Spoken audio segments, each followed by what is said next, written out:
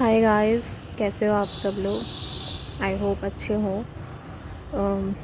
उड़ीसा में जो ट्रेन हादसा हुआ है उसको देख के तो मैं प्रे ही कर सकती हूँ बस कि आप सब लोग काफ़ी अच्छे होंगे।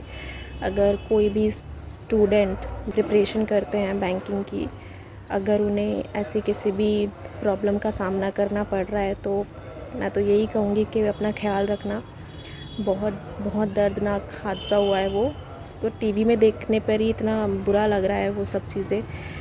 तो अगर आप लोगों के साथ ऐसा कुछ हो रहा है, लाइक आप उड़ीसा में रहते हो, आप लोगों के फैमिली के साथ ऐसा कुछ हो रहा है तो आप अपना ख्याल रखना।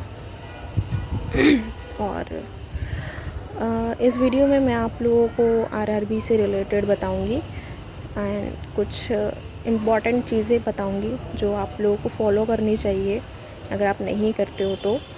एंड कल मैंने वीडियो डाली थी जिसमें मैंने ये बताया था कि मेरा आरआरबी में क्यों नहीं हुआ और एसबीआई में कैसे हो गया। तो उसको काफ़ी स्टूडेंट ने ना नेगेटिव ले लिया था क्योंकि मैंने उसमें आरआरबी के बारे में कुछ भी अच्छा नहीं बताया था। बट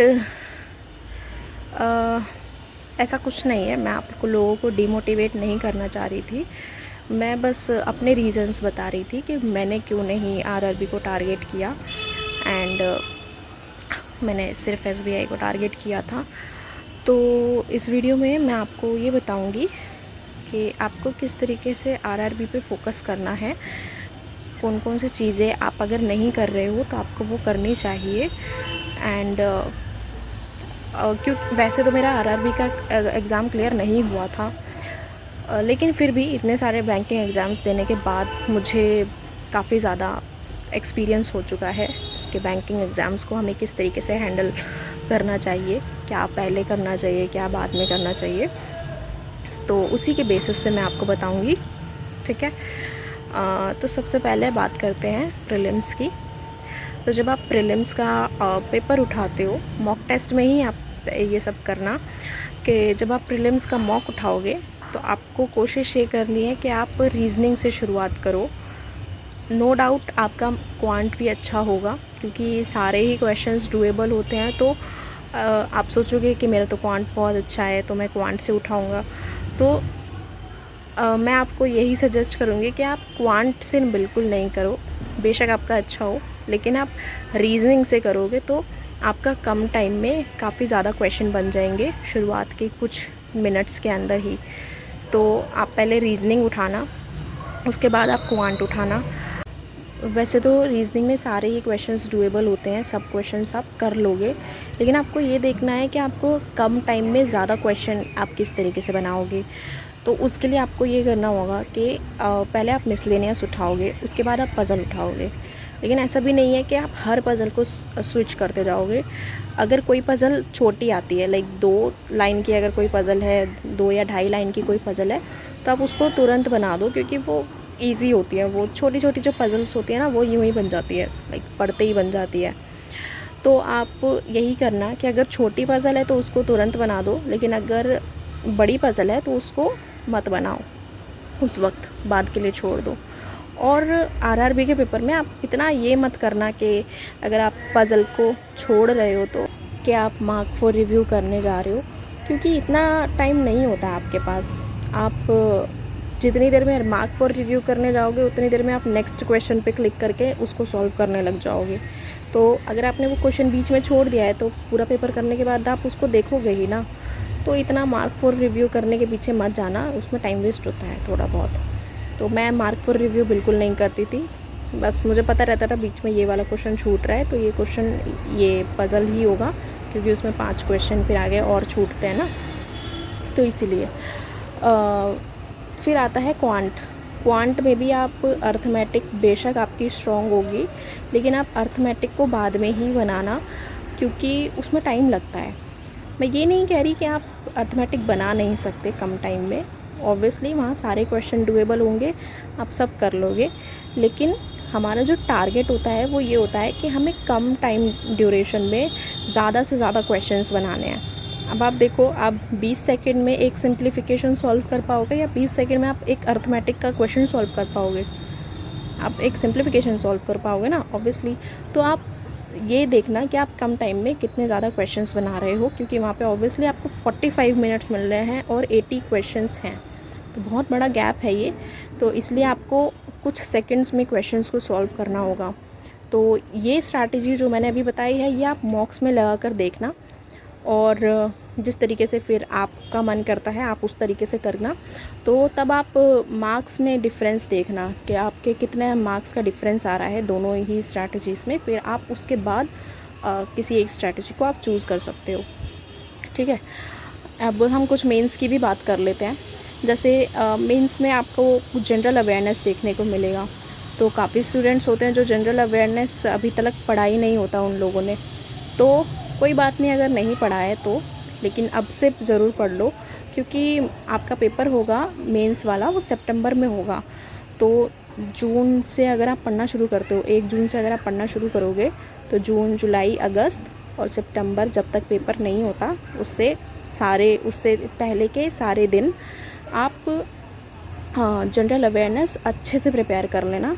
इतना मोर देन इनफ होगा। अगर आपने इन सारे मंथ्स का जितने भी मैंने 2-3 मंथ्स बोले हैं, इन सारे मंथ्स का आपने अच्छे से प्रिपरेशन कर ली जनरल अवेयरनेस की, एक भी दिन मत छोड़ना। अगर हो सके तो नोट्स बना लेना। वैसे नोट्स बनाने की ज़रूरत नहीं पड़ेगी, आप जिस भी टीचर से पढ़ोगे उनकी PDF निकाल के डेली बेसिस पे उन्हें रिवाइज़ करना। तो नोट्स बनाने का फिर टाइम बच जाएगा, उसमें आप कुछ और कर सकते हो। ठीक है, अब मेंस में कंप्यूटर भी आता है। तो कंप्यूटर को आपको किस तरीके से करना है, आप वैसे तो आपको PDF मिल जाएगी, ऑलिव बोर्ड पे PDF मिल जाती है कंप्यूटर की। तो अगर आपके पास कोई बैच है तब तो बहुत सही है, आप उसी को ही फॉलो करो। लेकिन अगर नहीं है बैच तो भी कोई बात नहीं, इतना रोने की ज़रूरत नहीं है। कंप्यूटर तो सेम ही पढ़ाएंगे सारे टीचर्स। तो आपको क्या करना है, जो आप ऑलिव बोर्ड से PDF निकाल लोगे तो उसमें ना आपको टॉपिक्स दिख जाएंगे, कौन कौन से टॉपिक्स हैं। आप उन टॉपिक्स को उठाकर एक एक करके वीडियो देख सकते हो यूट्यूब पर ही। अगर आप इंडिविजुअली सभी टॉपिक्स की वीडियो देखोगे तो आपको ज़्यादा अच्छे से समझ में आएगा, और फिर एक बार वीडियो देखने के बाद आप PDF में रीड कर लेना तो आपको बहुत बहुत अच्छे से समझ में आ जाएगा। और कंप्यूटर में ये गलती मत करना कि आप सिर्फ़ और सिर्फ कंटेंट पढ़े जा रहे हो और क्वेश्चंस नहीं लगा रहे हो। आपको ये भी पता होना चाहिए कि क्वेश्चंस किस तरीके से बनते हैं कंप्यूटर में। तो उसके लिए आपको काफ़ी सारे क्विज़ देने हैं और सेक्शनल मॉक टेस्ट देने हैं स्पेशली कंप्यूटर के लिए। तो तब आप उसे कर लोगे। ठीक है, अगली बात आती है आप इंग्लिश चुने या हिंदी चुने। तो ये तो आप ही पर डिपेंड करता है कि आप किस में ज़्यादा कंफर्टेबल हैं।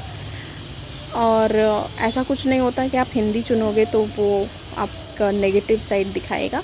अगर आप इंग्लिश से कंफर्टेबल नहीं है तो आप हिंदी चुनो, और हिंदी से कंफर्टेबल नहीं हो तो इंग्लिश चुनो बस। बट ये देख लेना कि आपको कंटेंट किस किस का अवेलेबल हो रहा है, लाइक पढ़ने का मटेरियल कहाँ से मिल रहा है आपको। अगर हिंदी का ज़्यादा अच्छा मिल रहा है तो वही करो।